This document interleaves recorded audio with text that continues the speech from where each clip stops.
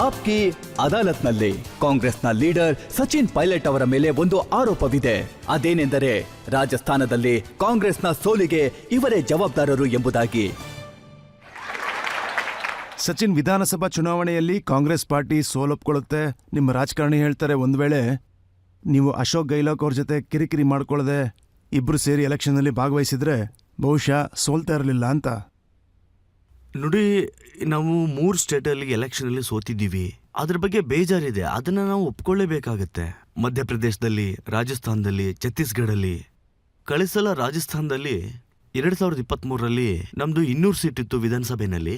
ಅದರಲ್ಲಿ ನಾವು ಹೆಚ್ಚು ಕಡಿಮೆ 70 ಸೀಟ್ ಗೆದ್ವಿ. ನೀವು ಕೂಡ ಆರೋಪ ಮಾಡಿದ್ರಿ ನನ್ನಿಂದ ತಕರಾರಾಯಿತು ಅಂತ. ಆದ್ರೆ ಅಪವಾದ ಹೊರಿಸಿದ್ರಿ, ನಾನು ಹಾಗೆ ಮಾಡಿದ್ರೆ ಹೀಗೆ ಮಾಡಿದ್ರೆ ಗೆದ್ಬಿಡ್ತಾ ಇದ್ವಿ ಅಂತ. 1 ನಿಮಿಷಕ್ಕಾಗಿ ನೀವು ಹೇಳೋದನ್ನ ನಾನು ಒಪ್ಕೊಳ್ತೀನಿ. 2023 ಬಗ್ಗೆ ನಾವು ಮಾತಾಡ್ತಿದ್ದೀವಿ. 2013ರಲ್ಲಿ 200 ಸೀಟಲ್ಲಿ ಒಬ್ಬರೇ ಗೆದ್ಕೊಂಡು ಬಂದಿದ್ದು. ಅವಾಗ ನಾನೇನು ಮಾಡಲಿಲ್ಲ ಅಲ್ವಾ? ಅದಕ್ಕೆ ಮುಂಚೆ 50 ಸೀಟ್ ಬಂದಿತ್ತು. ಹಾಗಾಗಿ ಅದನ್ನೆಲ್ಲ ಮಾತಾಡೋದು ತುಂಬಾ ಈಸಿ. ಎಲೆಕ್ಷನ್ ಅಲ್ಲಿ ಗೆದ್ದಾಗ ನಾವೇನ್ ಮಾತಾಡ್ತೀವಿ? ಅವಾಗ ನೀವು ಚಪ್ಪಾಳೆ ಹೊಡಿಲಿಲ್ಲ, ನಿಮ್ಮಿಂದ ಗೆದ್ದಿದ್ದು ಅಂತ ಏನು ಹೇಳಲಿಲ್ಲ. ಸೊ ಈ ವಿಷಯಗಳೆಲ್ಲ ಅಂದ್ರೆ ಇದೆಲ್ಲ ಹೇಗಿರುತ್ತೆ ಅಂದ್ರೆ, ಈ ಎಲೆಕ್ಷನ್ ನಾವು ಎಲ್ಲರೂ ನಿಂತ್ಕೊಂಡು ಎದುರಿಸಿದ್ವಿ. ಮತ್ತೆ 30 ವರ್ಷದಿಂದ ಅಲ್ಲಿ 5 ವರ್ಷ ಬಿಜೆಪಿ, 5 ವರ್ಷ ಕಾಂಗ್ರೆಸ್. ಹಾಗಾಗಿ ಆ ಪಾರ್ಟಿನ ನಮ್ಮ ಹೇಗಾದ್ರೂ ಮಾಡಿ ಸೋಲಿಸ್ಬೇಕು ಅಂತ ಪ್ರಯತ್ನ ಪಟ್ಟಿದ್ದಂತೂ ನಿಜ. ನಮ್ಮೊಳಗಡೆನೂ ಕೂಡ ಕೆಲವು ಇಶ್ಯೂಸ್ ಇತ್ತು, ಅದನ್ನ ನಾನು ಒಪ್ಕೊಳ್ತೀನಿ. ನಾವು ಅದನ್ನ ಕುತ್ಕೊಂಡು ಮಾತಾಡಿದ್ವಿ. ಖರ್ಗೆ ಸಾಹೇಬ್ರು, ರಾಹುಲ್ ಗಾಂಧಿ ಅವರು, ನಾವು ಎಲ್ಲರೂ ಕುತ್ಕೊಂಡು. ಆಗೋಗಿರೋದು ಆಗೋಯ್ತು. ನೆಕ್ಸ್ಟ್ ಎಲೆಕ್ಷನ್ ಅಲ್ಲಿ ನಾವು ಎಲ್ಲರೂ ಜೊತೆಯಾಗಿರ್ಬೇಕು. ಆದ್ರೆ ದುರಾದೃಷ್ಟ, ಪಬ್ಲಿಕ್ನ ನಾವು ರೀಚ್ ಆಗ್ಲಿಲ್ಲ. ಆದ್ರೆ ನಮ್ಮ ವೋಟ್ ಪರ್ಸೆಂಟೇಜ್ ಇತ್ತಲ್ಲ, ಅದೇನ್ ಕಮ್ಮಿ ಆಗಿಲ್ಲ. ನಮ್ದು 40% ವೋಟ್ ಇತ್ತು. ಬಿಜೆಪಿಗಿಂತ ನಮ್ದು 1% ಕಮ್ಮಿ ಇತ್ತು ಅಷ್ಟೇ. ಹಾಗಾಗಿ ನಾವು ಪೂರ್ತಿಯಾಗಿ ಏನು ಸೋತು ಹೋಗಿಲ್ಲ. ಸೋಲು ಗೆಲುವು ಸಹಜನೇ. 70 ಸೀಟ್ ಬಂತು. ಇನ್ನೊಂದು ವಿಚಾರ ನಿಮ್ಗೆಲ್ಲ ಗೊತ್ತಿರ್ಲಿ ಅಂತ ಹೇಳ್ತಾ ಇದ್ದೀನಿ. ಚುನಾವಣೆ ಆದ್ಮೇಲೆ ಬಿಜೆಪಿ ಸರ್ಕಾರ ಬಂತು. 3 ವಾರದಲ್ಲಿ ಒಂದು ಬೈ ಎಲೆಕ್ಷನ್ ಕೂಡ ನಡೀತು, ಉಪಚುನಾವಣೆ. ಆ ಎಲೆಕ್ಷನ್ ಅಲ್ಲಿ ಬಿಜೆಪಿಯಿಂದ ಯಾರು ನಿಂತ್ಕೊಂಡ್ರೋ ಅವ್ರನ್ನ ಬಿಜೆಪಿ ಮಂತ್ರಿ ಮಾಡ್ತು. ಮತ್ತೆ ಚುನಾವಣೆಯ ಫಲಿತಾಂಶ ಏನ್ ಬಂತು? ಕಾಂಗ್ರೆಸ್ ಗೆದ್ದಿದ್ದು 12,000 ವೋಟಿಂದ. ಪಬ್ಲಿಕ್ ಬರೀ 3 ವಾರದಲ್ಲಿ ಅಲ್ಲಿರೋರೆಲ್ಲರೂ ಅದನ್ನ ಪ್ರೂವ್ ಮಾಡಿದ್ರು. ಏನ್ ಹೇಳೋದು, ಅವರು MLA ಕೂಡ ಆಗ್ಲಿಲ್ಲ, ಆದ್ರೆ ಅವರನ್ನ ಮಂತ್ರಿ ಮಾಡಿದ್ರು. ಅವರು ಎಲೆಕ್ಷನ್ ಅಲ್ಲಿ ಸೋತಿದ್ರು. ನಾವೆಲ್ಲರೂ ಅಲ್ಲಿ ಕ್ಯಾಂಪೇನ್ ಮಾಡಿದ್ವಿ, ಎಲ್ಲ ಲೀಡರ್ಸು ಹೋಗಿದ್ವಿ. ಸಚಿನ್ ಅವರೇ, ಇದು ಇವತ್ತಿಂದಲ್ಲ ನೋಡಿ. ಅಶೋಕ್ ಗೆಹ್ಲೋಟ್ ಅವರ ಮಗ ವೈಭವ್ ಅವರು ಲೋಕಸಭೆ ಚುನಾವಣೆಯಲ್ಲಿ ಸೋತಿದ್ರು. ಅವ್ರು ಸೋತಿದ್ ಹೇಗೆ ಅಂತ ಸಚಿನ್ ಅವ್ರನ್ನ ಕೇಳಬೇಕು ಅಂತ ಪಬ್ಲಿಕಲ್ಲಿ ಹೇಳಿದ್ರು. ಅದೇನಂದ್ರೆ, ಅವರ ಮಗ ಒಬ್ಬ ಇದ್ರು, ಅವರು ನಮ್ಮ ಕಮಿಟಿನಲ್ಲಿದ್ರು, ಒಳ್ಳೆ ಕೆಲಸ ಕೂಡ ಮಾಡ್ತಿದ್ದ. ಆದ್ರೆ ದುರದೃಷ್ಟವಶಾತ್ತು ನಾವೆಲ್ಲರೂ ಸೋತ್ಬಿಟ್ವಿ. ಅದು ಅಲ್ದೇನೆ ನೀವು ಇವಾಗ ಹೇಳ್ತಾ ಇದ್ದೀರಲ್ಲ, ಈ ಪ್ರಶ್ನೆನ ಅವ್ರು ಕೇಳಿದರೆ ನೀವಲ್ಲ. ಹಾಗಾಗಿ ಉತ್ತರನ ಅವ್ರಿಗೆ ಹೇಳ್ತೀನಿ, ನೀವು ಕೇಳಿದ್ದಕ್ಕೆ ಮಾತ್ರ ಉತ್ತರ ಕೊಡ್ತೀನಿ. ಆದ್ರೆ ಈಗ ಸೋಲು ಗೆಲುವು ನಡೀತಾನೆ ಇರುತ್ತೆ. ಆದ್ರೆ ಅವರು ಅವಾಗ ಏನ್ ಹೇಳಿದ್ರು ಅಂದ್ರೆ, ನನಗೂ ಒಂಥರ ಶಾಕ್ ಆಯ್ತು. ಅದು ಅವರ ಆ ಟೈಮಲ್ಲಿ ಹಾಗಾಗಿತ್ತು. ಆದ್ರೆ ಈಗ ಅವ್ರು ಹೇಳೋದೇನು ಅಂತಂದ್ರೆ, ಸಚಿನ್ ಪೈಲಟ್ ಪಾರ್ಟಿಯಿಂದ ಓಡ್ ಹೋಗಿ ಅಮಿತ್ ಶಾ ಅವರ ತೊಡೆ ಮೇಲೆ ಹೋಗಿ ಕೂತ್ಕೊಂಡ್ಬಿಟ್ರು ಅಂತ.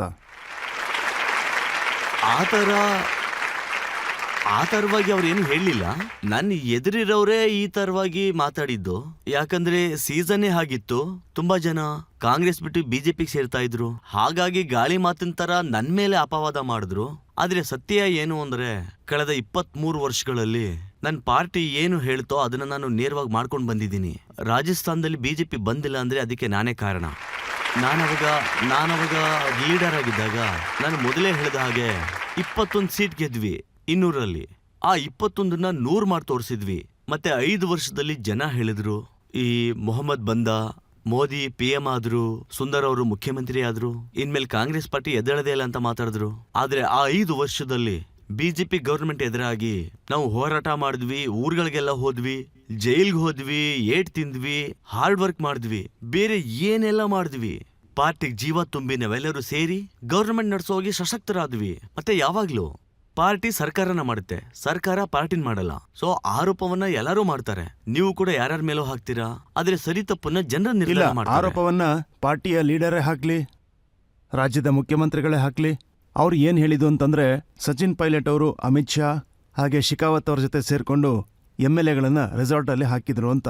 ನಾನು ಹೇಳಿದ್ನಲ್ಲ, ಈ ಅಪವಾದನ ಇವಾಗಿಂದಲ್ಲ, ತುಂಬಾ ವರ್ಷಗಳಿಂದ ಮಾಡ್ಕೊಂಡೇನೆ ಬಂದಿದ್ದಾರೆ.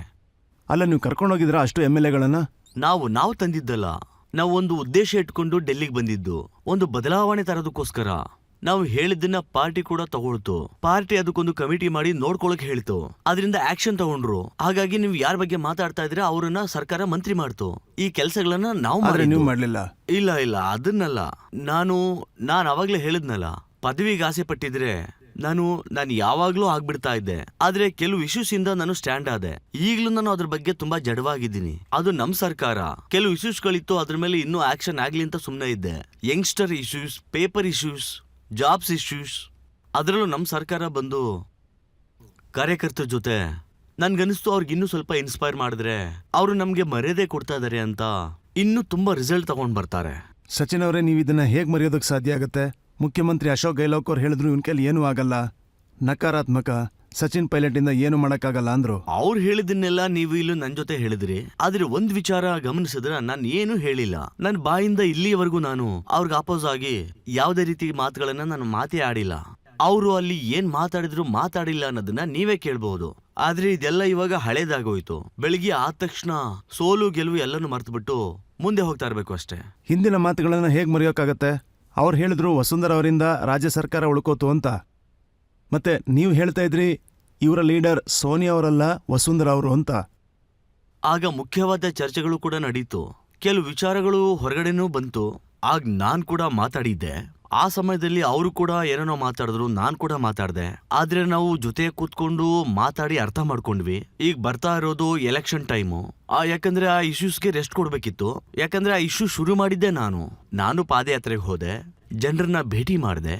ಸರಿಯಾದ ಸಮಯ ಬರುವಾಗ ಕರೆಕ್ಷನ್ ಮಾಡಂತ ಸುಮ್ನೆ ಇದ್ದೆ. ವಿಷಯ ಏನು ಅಂತ ಹೇಳಿದ್ರೆ, ಇವಾಗಿನ ಯಂಗ್ಸ್ಟರ್ಸ್ ಒಳಗಡೆ ಕಾನ್ಫಿಡೆನ್ಸ್ ನ ಬೆಳೆಸ್ಬೇಕಿತ್ತು.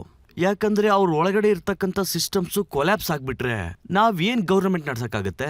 ಹಾಗಾಗಿ ನನ್ಗನ್ಸಿದ್ದು ಅದನ್ನ ಕರೆಕ್ಷನ್ ಮಾಡಿ ತರಬೇಕು ಅಂತ. ಹಾಗಾಗಿ ಆ ಇಶ್ಯೂನ ನಾನ್ ತಗೊಂಡೆ. ನಾವೆಲ್ಲರೂ ಸೇರಿ ಕೂತ್ಕೊಂಡು ಮಾತಾಡಿದ್ವಿ. ಯಾಕಂದ್ರೆ ಎಲೆಕ್ಷನ್ ಬರ್ತಾ ಇದೆ. ಹಾಗಾಗಿ ನಾವು ಆ ಇಶ್ಯೂಸ್ಗೆ ರೆಸ್ಟ್ ಕೊಟ್ಬಿಟ್ವಿ. ಯಾಕಂದ್ರೆ ಎಲೆಕ್ಷನ್ ಗೆಲ್ಬೇಕು, ನಾವು ಮೊದ್ಲು ಗೆದ್ಕೊಂಡ್ ಬರ್ಬೇಕು. ಆವಾಗ್ಲೇ ನಾವು ಸೇವೆ ಮಾಡಕ್ಕಾಗೋದು. ಎಲ್ಲರೂ ಸೇರಿ ನಾವು ಎಲೆಕ್ಷನ್ ಅಲ್ಲಿ ಪೈಪೋಟಿ ಮಾಡಿದ್ವಿ. ಹಾಗೆ ನಾವು 70 ಸೀಟನ್ನ ಗೆದ್ದು ತೋರಿಸಿದ್ವಿ. ಇನ್ನು 21 ಬೇಕಿತ್ತು ನಮ್ಗೆ.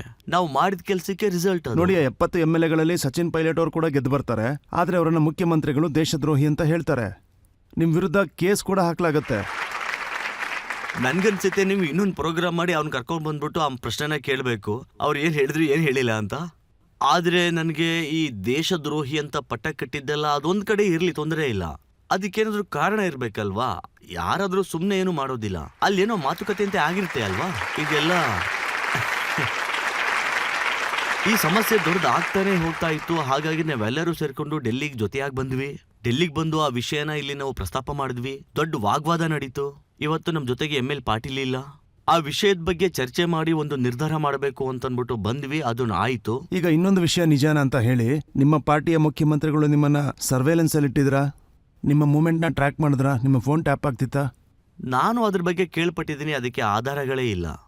ಅಲ್ಲ, ಇದು ಗೊತ್ತಲ್ಲ, OST ಲೋಕೇಶ್ ಶರ್ಮಾ ಅವ್ರ ಕಾಲಲ್ಲಿ ರೆಕಾರ್ಡ್ ಆಗಿದ್ದು. ಪ್ರಶ್ನೆ ಏನು ಅಂತ ನೀವು ಅದನ್ನ ಕೇಳಲೇ ಇಲ್ಲ. ಅಲ್ಲ, ನಿಮಗೆ ಗೊತ್ತಿತ್ತಾ ಫೋನ್ ಟ್ಯಾಪ್ ಆಗ್ತಿದೆ ಅಂತ, ಸರ್ವೇಲೆನ್ಸ್ ಆಗ್ತಿದೆ ಅಂತ? ಇಲ್ಲ, ನನಗೆ ಅದ್ರ ಬಗ್ಗೆ ಎಲ್ಲ ಗೊತ್ತಿಲ್ಲ. ಆದ್ರೆ ನ್ಯೂಸ್ ಪೇಪರ್ಲಿ ಅದನ್ನೆಲ್ಲ ಓದ್ದೆ. ನಾನು ಪೇಪರ್ಲ್ಲಿ ಓದ್ಬೇಕಾದ್ರೆ ನನಗೆ ಆಶ್ಚರ್ಯ ಆಯಿತು. ಸೊ ನೀವು ಯಾವತ್ತಾದ್ರೂ ಪಾರ್ಟಿ ಲೀಡರ್ಶಿಪ್ ಹತ್ರ ಹೋಗಿ ಸೋನಿಯಾ ಅವ್ರಿಗೋ, ರಾಹುಲ್ ಅವ್ರಿಗೋ, ಪ್ರಿಯಾಂಕಾ ಅವ್ರಿಗೋ ಈ ಥರ ಎಲ್ಲ ಆಗ್ತಾ ಇದೆ ಅಂತ ಹೇಳ್ಕೊಂಡ್ರ ನೀವು? ನಾನೇ ಹೇಳಿದ್ನಲ್ಲ, ಇದೆಲ್ಲ ನನಗೆ ಗೊತ್ತೇ ಇಲ್ಲ ಅಂತ. ಪೇಪರ್ಲ್ಲಿ ಓದಿದ್ಮೇಲೆ ಗೊತ್ತಾಗಿದ್ದು ಅಂತ. ಅವಾಗ್ಲೇ ಇದೆಲ್ಲ ಗೊತ್ತಾಗಿದ್ದು ನನಗೆ. ಮತ್ತೆ ಪಬ್ಲಿಕ್ಕಲ್ಲಿ ಅವ್ರು ಏನು ಹೇಳಿದ್ರು ಅಂದ್ರೆ, ಈತ ಸರ್ಕಾರನ ಮುರಿಯೋ ಪ್ರಯತ್ನ ಮಾಡ್ತಿದ್ದಾನೆ ಅಂದ್ರು. ನಾನು ಆಗ್ಲೇ ಹೇಳಿದ್ನಲ್ವಾ, ಈ ಕಾಲ್ಪನಿಕ ಕಥೆನ ಒಬ್ಬರಲ್ಲ 1000 ಜನ ಹೇಳ್ಬಹುದು. ನಾನ್ ನಿಮ್ಗೆ ಮುಖ್ಯಮಂತ್ರಿ ಹೇಳೋದು ಮ್ಯಾಟರ್ ಆಗುತ್ತಲ್ಲ. ನಾನು ಹೇಳಿದ್ದಲ್ವಾ, ಇದನ್ನ ಇವಾಗೆಲ್ಲ 5 ವರ್ಷಗಳಿಂದ ನೋಡ್ಕೊಂಡು ಬರ್ತಾನೆ ಇದ್ದೀನಿ. ಆದ್ರೆ ಇದ್ರಲ್ಲಿ ಸತ್ಯ ಏನು ಅಂದ್ರೆ, ನಾನು ಯೋಚನೆ ಮಾಡೋದು ಒಂದೇ ಒಂದು, ನಾವು ಗವರ್ನಮೆಂಟ್ ಮಾಡ್ಬೇಕು ಅನ್ನುವಾಗ್ಲೇ ಅದು ಏನೋ ಸಮಸ್ಯೆ ಆಗ್ತಾ ಇತ್ತು. ಆ ಕಾರಣ ಏನು ಅಂತ ಗೊತ್ತಾಗ್ಬೇಕಿತ್ತು. ಆ ಕಾರಣನ ಏನು ಅಂತ ಕಂಡುಹಿಡಿಬೇಕಿತ್ತು. ಅದ್ರಲ್ಲಿ ಆಕ್ಷನ್ ತಗೊಳ್ಬೇಕಿತ್ತು. ಬೇರೆಯವ್ರನ್ನ ನಂಬದೇನೆ ಪಾರ್ಟಿ ಅವ್ರನ್ನ ನಂಬೇಕಿತ್ತು, ನಮ್ ವರ್ಕರ್ಸ್ ನಂಬೇಕಿತ್ತು, ಅವ್ರನ್ನ ಸಂಭಾಲನೆ ಮಾಡಿ ಇಟ್ಕೋಬೇಕಿತ್ತು. ಆಗ ರಿಸಲ್ಟ್ ಚೆನ್ನಾಗಿ ಬರುತ್ತೆ. ಈ ವಿಚಾರಕ್ಕೋಸ್ಕರನೇ ನಾವು ಜಗಳ ಆಡೋದು. ಈ ಕೆಲಸ ಮಾಡೋ ವಿಧಾನ ಇದೆಯಲ್ಲ, ಅದು ಬೇರೆ ಬೇರೆ ತರ ಇರಬಹುದು. ಅದರಲ್ಲಿ ಸರಿ ತಪ್ಪಿನ ಮಾತುಗಳು ಕೂಡ ಇರುತ್ತೆ. ನಮ್ಮ ಆಬ್ಜೆಕ್ಟ್ ಏನಂದ್ರೆ ಮತ್ತೆ ನಮ್ಮ ಸರ್ಕಾರನ ಸ್ಥಾಪನೆ ಮಾಡೋದು. ಸರಿ, ಒಂದು ವಿಷಯ ಹೇಳಿ, ನೀವು ಬಿಜೆಪಿ ರಾಜಕಾರಣಿಗಳ ಜೊತೆ ಸೇರ್ಕೊಂಡು ಅಶೋಕ್ ಗೆಹ್ಲೋಟ್ ಅವರ ಸರ್ಕಾರನ ಉರುಳಿಸ್ಬೇಕು ಅಂತ ಏನಾದ್ರು ನೋಡಿದ್ರಾ? ಇಲ್ವೇ ಇಲ್ಲ. ನಾನ್ ನಿಮ್ಗೆ ಹೇಳ್ತಾ ಇದ್ದೀನಿ, ಯಾವ ಸರ್ಕಾರವನ್ನ ತರಬೇಕು ಅಂತ ನಾನು 5 ವರ್ಷ ಇಷ್ಟು ಕಷ್ಟಪಟ್ನೋ ಅಂತ ಸರ್ಕಾರನ ನಾನ್ಯಾಕೆ ಮುರಿಲಿ? ನಾವು ಸರ್ಕಾರವನ್ನ ತಂದು ಅದರಲ್ಲಿ ಕಷ್ಟಪಟ್ಟು ಮುಂದಕ್ಕೆ ತರಬೇಕು ಅಂತ ತಾನೇ ಪ್ರಯತ್ನ ಅಲ್ಲ, ನೀವು ಪಟ್ಟಿದ್ದು. ಮಾಡಿದ್ದೇನಕ್ಕೆ ಅಂತಂದ್ರೆ ನೀವು ಮುಖ್ಯಮಂತ್ರಿ ಆಗ್ಬೇಕು ಅಂತ ಅನ್ಕೊಂಡಿದ್ರಿ, ಅಶೋಕ್ ಗೆಹ್ಲೋಟ್ ನಿಮ್ಮನ್ನ ಔಟ್ ಮಾಡ್ಬಿಟ್ರು. ನಾನು ಡೆಪ್ಯೂಟಿ CM ಆಗಿ ತಾನೇ ಇದ್ದೆ. ಅದೇ ಗವರ್ನಮೆಂಟ್ ಅಲ್ಲಿ ತಾನೇ ನಾನು ಇದ್ದಿದ್ದು. ಆಗ ಅಧ್ಯಕ್ಷನಾಗಿದ್ದೆ. ನೀವು ಡೆಪ್ಯೂಟಿ ಚೀಫ್ ಮಿನಿಸ್ಟರ್ ಆಗಿದ್ರಿ, ನಿಮ್ಮನ್ನ ಕೈಲಾಗ್ದವನು ಅಂತಿದ್ರು. ನಾನು ಹೇಳ್ತಾ ಇದ್ದೀನಿ ರಜತ್ ಅವ್ರೆ, ನಾನ್ ಮಾತಾಡೋದ್ರ ಬಗ್ಗೆ ನೀವ್ ಏನ್ ಬೇಕಾದ್ರೂ ಕ್ವಶನ್ ಕೇಳಿ. ಬೇರೆಯವ್ರು ಹೇಳಿದಕ್ಕೆಲ್ಲ ನಾನು ಉತ್ತರ ಕೊಡೋದೇ ಇಲ್ಲ. ಇಲ್ಲ, ನೀವು ಕೂಡ ತುಂಬಾ ಮಾತಾಡಿದ್ದೀರಾ. ನೀವು ಒಂದ್ಸಲ ಏನ್ ಮಾತಾಡಿದ್ದೀರಾ ಅಂದ್ರೆ, ನಾನು ವಸುಂಧರಾ ರಾಜೆ ಅವರ ವಿರುದ್ಧ ಎನ್ಕ್ವೈರಿ ಮಾಡಿಸ್ಬೇಕು ಅಂತಿದ್ದೀನಿ, ಮುಖ್ಯಮಂತ್ರಿಗಳು ಮಾಡಿಸ್ತಿಲ್ಲ ಅಂತ. ಅದೇನಂದ್ರೆ ಅವರ ಗೌರ್ಮೆಂಟ್ ಅಲ್ಲಿ ನಡೆದಂತ ಹಗರಣನ ವಿಚಾರಣೆ ಮಾಡೋದಕ್ಕೆ ಹೇಳ್ತೀನಿ. ಇದು ಮ್ಯಾನಿಫೆಸ್ಟೋಲಲ್ಲೇ ಇದೆ. ನಾನು ಸ್ಟೇಜಲ್ಲಿ ಕೂಡ ಹೇಳಿದ್ದೀನಿ ಎನ್ಕ್ವೈರಿ ಆಗಬೇಕು ಅಂತ. ಆದ್ರೆ ಯಾವ ಸ್ಪೀಡಲ್ಲಿ ಎನ್ಕ್ವೈರಿ ಆಗಬೇಕಿತ್ತೋ ಅದು ಆಗ್ಲೇ ಇಲ್ಲ. ಬೇಜಾರಿದೆ ನನಗೆ. ನೀವು ಪೇಪರ್ ಲೀಕ್ನ ವಿಚಾರವಾಗಿ ಕೂಡ ಆಂದೋಲನ ಮಾಡಿದ್ರಿ. ಇಲ್ಲಿ ನೋಡಿ, ಯಂಗ್ಸ್ಟರ್ಸ್ಗೆ ನಾನು ವಾಯ್ಸ್ ಕೊಟ್ಟಿಲ್ಲ ಅಂದ್ರೆ, ಜೊತೆಗೆ ಏನಾದ್ರು ತಪ್ಪಾಗ್ತಾ ಇದ್ರೆ ಅದನ್ನ ನೋಡ್ಕೊಂಡು ಸುಮ್ಮನೆ ಇರೋದು ಅಂದ್ರೆ ಅದು ಕೂಡ ದೊಡ್ಡ ತಪ್ಪಾಗುತ್ತೆ ಅಲ್ವಾ? ಸೊ ಅದ್ರ ಬಗ್ಗೆ ನೀವೇನೂ ಮಾಡಿಲ್ಲ. ಎನ್ಕ್ವೈರಿ ನಡೆಸಬೇಕಿತ್ತು, ಆದ್ರೆ ಚುನಾವಣೆ ಬಂತು ಅಷ್ಟರಲ್ಲಿ. ಹಾಗಾಗಿ ಅದು ಪೂರ್ತಿ ಆಗಿಲ್ಲ. ಸರಿ, ಯಾರಾದ್ರೂ ಪ್ರಶ್ನೆ ಕೇಳಕ್ ಇಷ್ಟಪಡ್ತೀರಾ? ನಿಮಗ್ ನನ್ನ ಪ್ರಶ್ನೆ ಏನಂದ್ರೆ, ನಿಮ್ ಬರವಣಿಗೆ ಎಷ್ಟೊಂದು ಚೆನ್ನಾಗಿರುತ್ತೆ ಅಂದ್ರೆ ತುಂಬಾ ಜನರಿಗೆ ಮೋಟಿವೇಶನ್ ಆಗಿರುತ್ತೆ.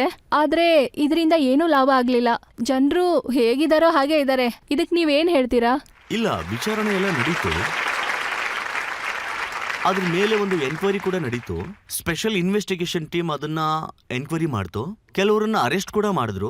ನಾನ್ ಹೇಳೋದು ಚಿಕ್ಕ ಚಿಕ್ಕವರನ್ನ ಅರೆಸ್ಟ್ ಮಾಡೋ ಬದಲಾಗಿ ಅವ್ರನ್ನ ಕಂಟ್ರೋಲ್ ಮಾಡ್ತಾರಲ್ಲ, ಅದನ್ನ ಹೇಗೆ ಹೇಳೋದು ಅಂದ್ರೆ, ಇದ್ರ ಮಾಸ್ಟರ್ ಮೈಂಡರ್ ಇರ್ತಾರಲ್ಲ, ಅಧಿಕಾರಿಗಳಿರ್ಬೋದು ಅಥವಾ ಬೇರೆ ಯಾರಾದ್ರೂ ಇರಬಹುದು, ಅವ್ರನ್ನ ಹಿಡಿದು ಎನ್ಕ್ವೈರಿ ಮಾಡಿ ಅಂತ ನಾನ್ ಡಿಮ್ಯಾಂಡ್ ಮಾಡಿದೆ. ನೀವೇನು ಹೊಸ ಸರ್ಕಾರ ಮಾಡಿದ್ದೀರಾ, ಅದರಿಂದ ಹೀಗೆ ಹೇಳ್ತಾ ಇದ್ದೀರಾ? ಅಥವಾ ವಿರೋಧ ಪಕ್ಷದಿಂದ ಈ ಪೇಪರ್ ಲೀಕ್ ಇನ್ವೆಸ್ಟಿಗೇಷನ್ ಆಗ್ಬೇಕು ಅಂತ ಹೇಳ್ತಿದ್ದೀರಾ? ಹೇಗೆ? ನಡೀತಾ ಇದೆ. ಆದ್ರೆ ನಾನ್ ಹೇಳೋದು ಅಂದ್ರೆ ಇದನ್ನ ಬೇರ್ ಸಮೇತ ಕಿತ್ತಾಕಿದ್ರೇನೆ ಒಳ್ಳೇದು. ಸ್ಟೂಡೆಂಟ್ಸ್ಗೆ ಒಂದು ಒಳ್ಳೆ ನಂಬಿಕೆ ಬರಬೇಕು. ಎಕ್ಸಾಮ್ ಪೇಪರ್ ಎಲ್ಲೂ ಕೂಡ ಲೀಕ್ ಆಗ್ಬಾರ್ದು. ಅಲ್ಲಿ ಏನಂದ್ರೆ, ಯುವ ಪೀಳಿಗೆ ತಪ್ಪು ದಾರಿಗೆ ಹೋಗ್ಬಾರ್ದು. ಅವ್ರಿಗೆ ನ್ಯಾಯ ಸಿಕ್ಕಿಲ್ಲ ಅಂದ್ರೆ ತುಂಬಾ ಫ್ರಸ್ಟ್ರೇಷನ್ ಆಗ್ತಾರೆ. ಅವರು ತುಂಬಾ ನಂಬಿಕೆ ಕಳ್ಕೊಂಡಿರೋದ್ರಿಂದ ನಾವು ಅದನ್ನ ಮತ್ತೆ ಗಳಿಸ್ಕೋಬೇಕು. ಈಗ ಹೊಸ ಸರ್ಕಾರ ಬಂದಿದೆ, ಅದನ್ನ ಎನ್ಕ್ವೈರಿ ಮಾಡಬೇಕು. ಆದ್ರೆ ಪ್ರತೀಕಾರ ತೀರ್ಸ್ಕೊಳ್ಳೋದಕ್ ಮಾಡಬಾರ್ದು. ಬರೀ ಕಾಂಗ್ರೆಸ್ನಷ್ಟೇ ನೋಡಿ, target ನಿಮ್ ಮಾಡ್ಬಾರ್ದು. ಮಾತುಗಳಿಂದ ಏನನ್ಸುತ್ತೆ ಅಂದ್ರೆ, ಅಶೋಕ್ ಗೆಹ್ಲೋಟ್ ಅವರು ಕೆಲವು ವ್ಯಕ್ತಿಗಳನ್ನ ಕಾಪಾಡಬೇಕು ಅಂತ ಬಯಸ್ತಾ ಇದ್ರು, ಮತ್ತೆ ನೀವು ಅವ್ರ ಬಗ್ಗೆ ಜಾಸ್ತಿ ಹೇಳ್ತಾ ಇದ್ರಿ. ಇಲ್ಲಿ ನೋಡಿ, ನನಗೆ ಪರ್ಸನಲ್ ಆಗಿ ಯಾರ ಜೊತೆನೂ ಕೂಡ ಜಗಳ ಏನೂ ಇಲ್ಲ. ಎನ್ಕ್ವೈರಿ ನಡೀತಾನೆ ಇತ್ತು. ಕೆಲವರು ಅದರಲ್ಲಿ ಅರೆಸ್ಟ್ ಆದ್ರು. ಆದ್ರೆ ನಾನು ಹೇಳೋದೇನಂದ್ರೆ, ದೊಡ್ಡ ದೊಡ್ಡ ಮೀನುಗಳಿಂದ ಅದು ಮೊದಲು ಬಲೆಗೆ ಬೀಳ್ಬೇಕು. ನಾವು ತುಂಬಾನೇ ಚರ್ಚೆ ಮಾಡಿದ್ವಿ, ನಿಮ್ಮ ಮೇಲೆ ಆರೋಪ ಹಾಕಿದ್ರು ಓಡೋಗ್ತಾರೆ ಅಂತ.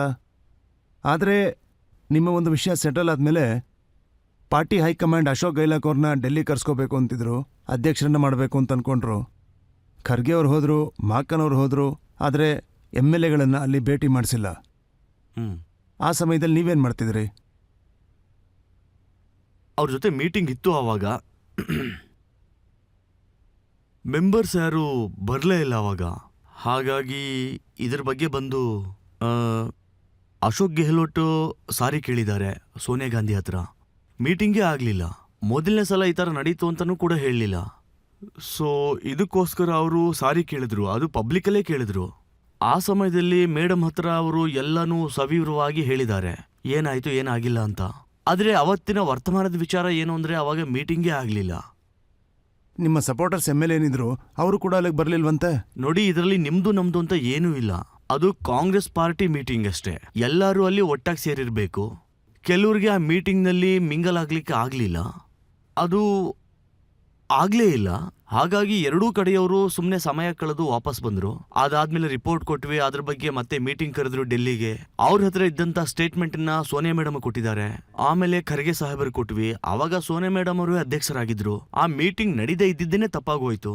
ಮೀಟಿಂಗ್ ಮಾಡಿದಿದ್ರೆ ಏನಾದ್ರೂ ಒಂದು ನಿರ್ಧಾರ ಬರ್ತಿತ್ತು. ಆದ್ರೆ ಮೀಟಿಂಗೇ ಆಗ್ಲಿಲ್ಲ. ಅದೇ ತಪ್ಪು. ನಾನು ಅಶೋಕ್ ಗೆಹ್ಲೋಟ್ ಅವರ ಇಂಟರ್ವ್ಯೂಸ್ನ ನೋಡಿದೆ. ಅವ್ರು ಏನ್ ಹೇಳ್ತಿದ್ರು ಅಂದ್ರೆ, ಆ ಮೀಟಿಂಗ್ ಶುರು ಆಗೋದಕ್ಕೂ ಮುಂಚೆ ಒಂದು ಚರ್ಚೆ ಆಗಿತ್ತಂತೆ. ಅಂದ್ರೆ MLAಗಳು ಸಚಿನ್ ಪೈಲಟ್ ಅವ್ರನ್ನ ಮುಖ್ಯಮಂತ್ರಿ ಮಾಡಬೇಕು ಅಂತ. ಯಾಕಂದ್ರೆ ಕಾಂಗ್ರೆಸ್ ಹೈಕಮಾಂಡ್ ಕೂಡ ಸಚಿನ್ ಪೈಲಟ್ನ ಮುಖ್ಯಮಂತ್ರಿ ಮಾಡಬೇಕು ಅಂತಿದ್ರು ಅಂತ. ಯಾವ ವ್ಯಕ್ತಿ ಕಾರಣದಿಂದ ನಮ್ಮ MLAಗಳು ರೆಸಾರ್ಟ್ನಲ್ಲಿ ಬಂಧನಕ್ಕೊಳಗಾಗಿದ್ರು, ಅವ್ರನ್ನ ಹೇಗೆ ಮುಖ್ಯಮಂತ್ರಿ ಮಾಡೋದು ಅಂತ. ನೋಡಿ, ಅದೆಲ್ಲವೂ ನಡೆದು ಹೋದಂತ ವಿಚಾರ. ಆದ್ರೆ ಮೀಟಿಂಗ್ ಆಗಿದ್ದಿದ್ರೆ ಎಲ್ಲ ಸತ್ಯ ಹೊರಗಡೆ ಬರ್ತಾ ಇತ್ತು ತಾನೆ. ಆದ್ರೆ ಮೀಟಿಂಗೇ ಆಗಿಲ್ವಲ್ಲ. ಮೀಟಿಂಗ್ ಆಗಿದ್ರೆ ಆದ್ರೆ 2 ಬಣಗಳಾಗೋಯ್ತಲ್ಲ. ಮೀಟಿಂಗೇ ನಡೀಲಿಲ್ವಲ್ಲ. ಮೀಟಿಂಗ್ ನಡೀದೇ ಇದ್ದಿದ್ದು ದೊಡ್ಡ ತಪ್ಪು ಅಂತ ನಾನು ಕೂಡ ಹೇಳ್ತಾ ಇದ್ದೀನಲ್ಲ. ಆದ್ರೆ ಇದು ವಿಚಿತ್ರ ಅನ್ಸಲ್ವಾ ನಿಮ್ಗೆ? ಮುಖ್ಯಮಂತ್ರಿಗಳು MLAಗಳ ಮೀಟಿಂಗ್ ಆಗೋದಕ್ಕೆ ಬಿಡೋದಿಲ್ಲ. ಆದ್ರೆ ಆಮೇಲೆ ಕ್ಷಮೆ ಕೇಳಿದ್ರು ಅವರು. ಅದಾದ್ಮೇಲೂ ಕೂಡ ಅವರೇ ಯಾಕೆ ಮುಖ್ಯಮಂತ್ರಿಯಾಗಿ ಬರ್ತಾರೆ? ಅದು ಬಂದು ಪಾರ್ಟಿಯ ನಿರ್ಧಾರ. ಒಂದ್ ವೇಳೆ ಪಾರ್ಟಿನೇ ಆತರ ಅನ್ಕೊಂಡಿರಬಹುದು. ತಗೊಂಡಿರೋ ನಿರ್ಧಾರನ ಹಾಗೆ ಕಂಟಿನ್ಯೂ ಮಾಡೋಣ, ಅದರಲ್ಲಿ ಸಿಕ್ಕಾಕೊಳ್ಳೋದು ಬೇಡ. ಹಾಗಾಗಿ ಪಾರ್ಟಿ ತಗೊಂಡಿರೋ ನಿರ್ಧಾರದಲ್ಲಿ ನಾವು ಒಪ್ಕೊಂಡ್ವಿ. ನೀವ್ ಯಾವತ್ತಾದ್ರೂ ರಾಹುಲ್ ಗಾಂಧಿ ಅವ್ರ ಹತ್ರ, ಪ್ರಿಯಾಂಕಾ ಗಾಂಧಿ ಅವ್ರ ಹತ್ರ ಇದ್ರ ಬಗ್ಗೆ ಮಾತಾಡಿದಿರಾ? ಇನ್ನು ಎಷ್ಟು ಸಲ ಈ ಪ್ರಶ್ನೆ ಕೇಳ್ತೀರಾ ದಯವಿಟ್ಟು ಹೇಳಿ. ಅದ್ ಮುಗಿದು ಹೋಗಿ 2 ವರ್ಷ ಆಗಿದೆ, ಮತ್ತೆ ಮತ್ತೆ ಅದನ್ನೇ ಹೇಳ್ತಾ ಇದ್ದೀರಲ್ಲ ನೀವು. ನಾವು ಎಲ್ಲಾ ವಿಚಾರನೂ ಸವಿವರವಾಗಿ ಹೇಳ್ತಾನೆ ಇದ್ದೀನಿ ತಾನೆ. ಅವತ್ತು ಮೀಟಿಂಗ್ ನಡಿಬೇಕಿತ್ತು, ನಡೀದೇ ಇದ್ದಿದ್ದು ತಪ್ಪು. ಆ ವಿಚಾರವಾಗಿ ಮುಖ್ಯಮಂತ್ರಿಗಳು ಕೂಡ ಕ್ಷಮೆ ಕೇಳಿದ್ದಾರೆ. ಆಗೋಯ್ತಲ್ಲ, ಅಲ್ಗೆ ಮುಗಿದೋಯ್ತು. ಮುಂದಿನ ಎಲೆಕ್ಷನ್ ಬರ್ತಾ ಇದೆ. ಈಗ ಇನ್ನೊಂದು ಮಾತೇನು ಅಂದ್ರೆ, ನೀವ್ ಯಾವತ್ತೂ ಕೂಡ ಒಂದು ಪ್ರಶ್ನೆಗೆ ಸೀದಾ ಸಾದಾ ಉತ್ತರ ಕೊಟ್ಟೇ ಇಲ್ಲ ಅಂತ. ನಾನು ಇನ್ನು ಎಷ್ಟು ಅಂತ ಉತ್ತರ ಕೊಡ್ಲಿ? ನೀವು ಕೇಳಿದಕ್ಕೆಲ್ಲ ಕೊಟ್ಟಾಗಿದೆ. ಸರಿ, ನಿಮ್ ಮಾತನ್ನ ನಂಬ್ತೀನಿ ನಾನು, ಇನ್ನೇನು ಕೇಳಕ್ ಹೋಗಲ್ಲ. ಇನ್ನು ಕೇಳೋದಕ್ಕೆ ಏನಿದೆ?